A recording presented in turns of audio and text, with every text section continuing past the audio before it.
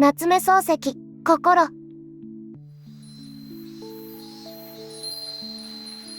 私はその人のことをずっと先生と呼んでいた。だからここでも名前は出さずに、ただ先生とだけ書く。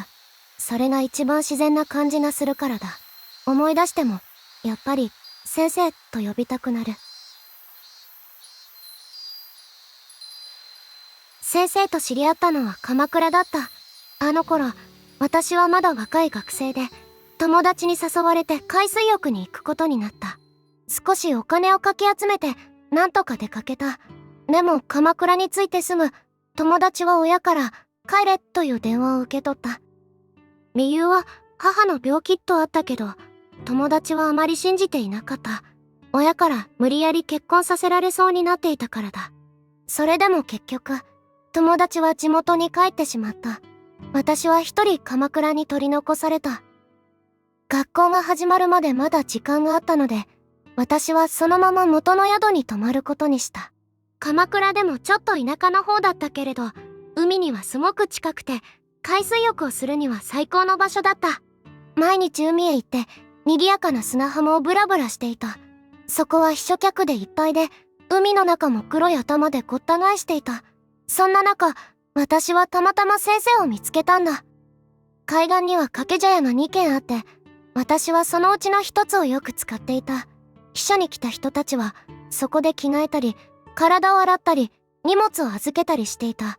私も毎回服や荷物をそこに預けて海に入っていた。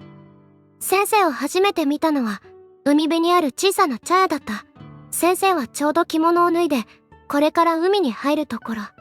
私は逆に泳ぎ終わって上がってきたところだった。人がたくさんいてごちゃごちゃしてたけど、先生の隣にすごく白い肌の西洋人がいたからすぐ目に留まった。その西洋人は浴衣をパッと脱ぎ捨てて、それまた一つで腕組みして立ってた。前に見た西洋人たちはもっとしっかり隠して泳いでたからかなりびっくりした。しばらくしてその西洋人が隣の日本人、つまり先生に何か話しかけた。先生は軽くうなずくと一緒に海に入って泳ぎ出した。二人は沖の方まで泳いで、そのままさっと戻ってきて、さっと着替えてすぐどこかへ行っちゃった。私はなんとなく先生が気になって、次の日も茶屋に行ってみた。今度は先生一人で現れて、また海に入っていった。私も思わず後を追いかけたけど、先生はうまく泳いで違う方向に行っちゃって、結局追いつけなかった。三区に戻った時には、先生はもう帰った後だった。次の日も、その次の日も、私は同じ時間に浜へ行って先生を見かけた。でも話しかけるきっかけはなく、挨拶すらできなかった。先生は決まった時間に現れては、周りに無関心な様子で泳いで帰っていった。最初に一緒だった西洋人も、それ以来全く見なかった。ある日、先生が浜に上がって着替えようとした時、浴衣に砂がついていて、それを払おうとした拍子にメガネを落とした。私はそれを拾って先生に渡した。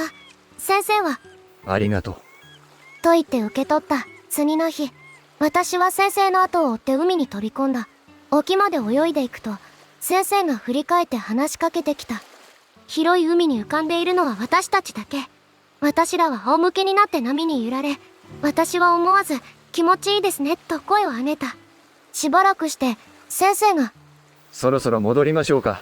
と言ったので、私も素直に浜へ戻った。それから私は先生と少しずつ親しくなった。でも、まだ先生がどこに泊まっているのかは知らなかった。数日後、茶屋で会った先生が、君はまだ長くここにいるつもりかい？と聞いてきた。私は深く考えず、どうだろうと答えたけれど、ニヤニヤ笑う先生を見て恥ずかしくなった。そして思わず、先生はと聞き返した。これが私が初めて先生と呼んだ瞬間だった。その夜、先生の宿を訪ねた。宿といっても、広いお寺の境内にある別荘のような建物だった。先生は家族と一緒ではなく、私が先生と呼ぶのを少し恥ずかしそうに笑った。私は前に見た西洋人の話を聞いてみた。先生は彼の変わった性格や、もう鎌倉を離れたことを話してくれた。そして、普段日本人ともあまり付き合わないのに、あの外国人とは不思議と仲良くなった。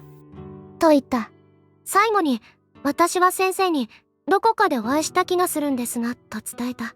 ないし、先生も同じことを思っているんじゃないかと期待していた。でも先生は、しばらく考えた後。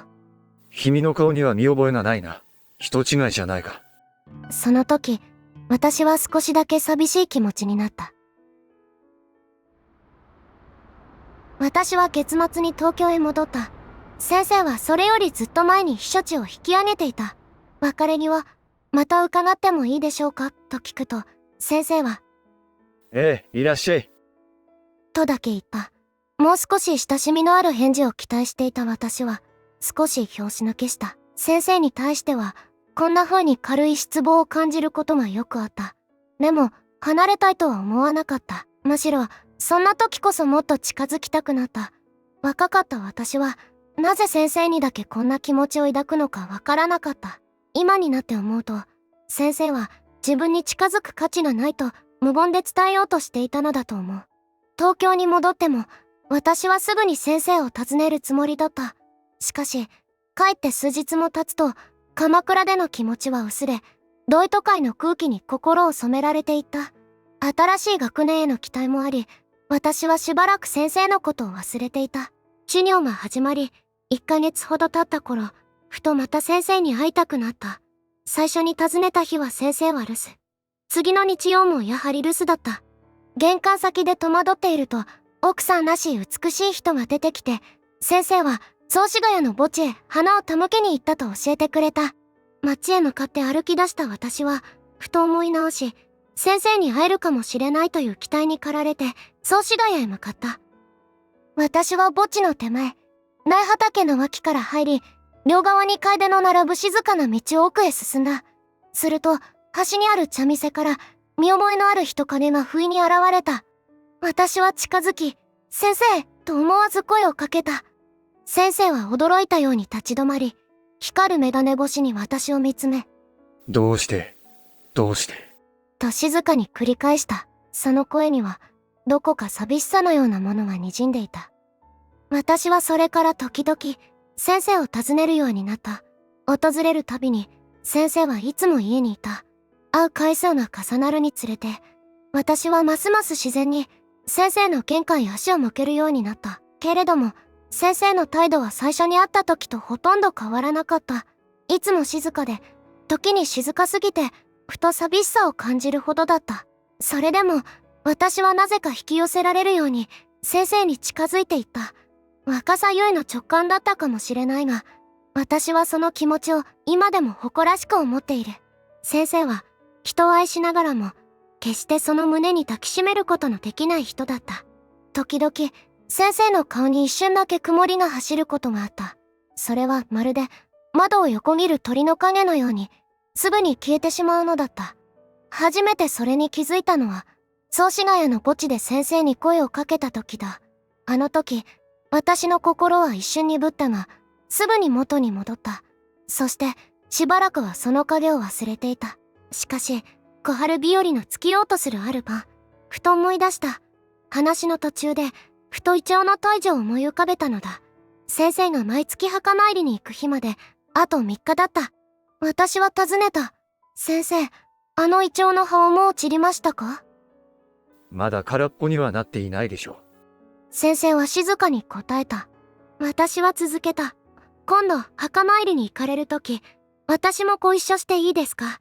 先生と、あそこを歩いてみたいんです。先生はしばらく私を見つめた後、言った。私は墓参りに行くんですよ。散歩じゃない。でも、ついでに散歩したっていいじゃないですか。先生は無言だった。そして少ししてから、言葉を選ぶように言った。私は、本当に墓参りをするだけなんです。私は諦めずに食い下がった。じゃあ、私もお墓参りをします。だから一緒に行かせてください。その時、先生の表情にかすかな曇りが浮かんだ。雑司ヶ谷で見たあの一瞬と全く同じだった。私は、と先生は静かに言った。どうしても話せない理由があって、誰とも一緒にあそこへは行きたくないんです。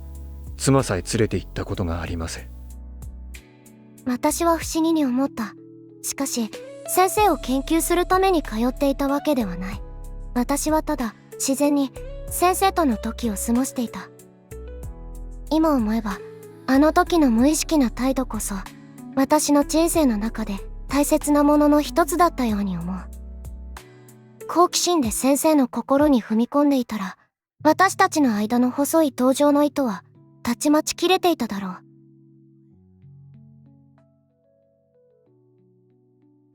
夏目漱石、心。お相手は、アネリでした。